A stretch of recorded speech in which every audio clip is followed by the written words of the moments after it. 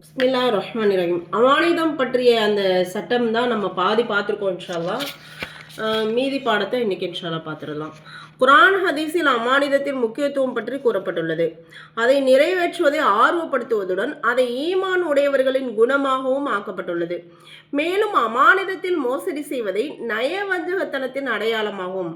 அல்லாஹ் கூறியுள்ளான், இன்னல்லாஹ யஅமுருக்கும் அன் துஅத்துல் அமானாத்தி இலா அஹ்லிஹா.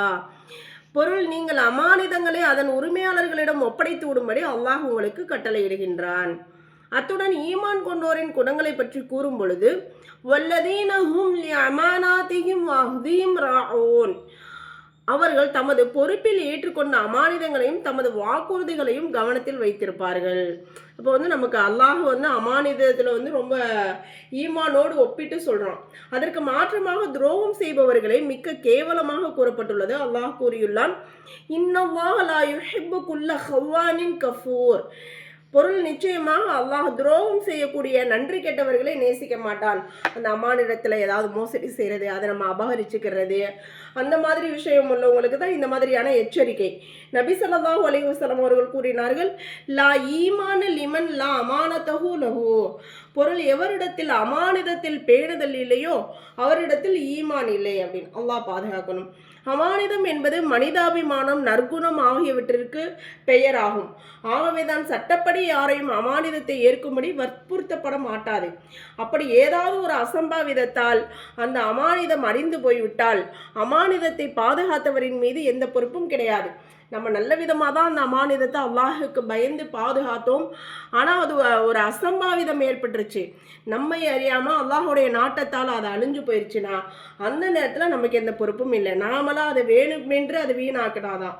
ஆனால் அவர் அந்த அமானிதத்தை வேணுமென்றே வீணாக்கிவிட முயற்சி செய்தால் அல்லது பாதுகாப்பதில் அசட்டையாக இருந்தால் அவர் அந்த அமானிதத்திற்கு நஷ்ட ஈடு வழங்க வேண்டும். உதாரணமாக, ஒருவர் பாதையில் கிடந்த ஒரு பொருளை எடுத்தார். மேலும் அது யாருடைய பொருள் என்பது அவருக்கு தெரியும். ஆகையால் அதை அவர் ஒப்படைக்கும் எண்ணத்தில் எடுத்தார். இப்போது அந்த பொருள் இவரிடம் அமானிதமாக ஆகிவிடும்.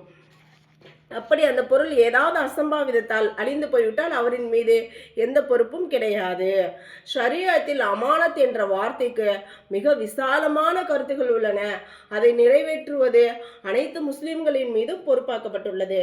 அல்லாஹு தாலா எத்தனை பாக்கியங்களை அடியார்களுக்கு வழங்கியுள்ளானோ அவை அசையும் பொருளாக இருப்பினும் அசையா பொருளாக இருப்பினும் அவை அனைத்தும் அல்லாஹுவால் வழங்க பெற்ற அமானிதங்களாகும்.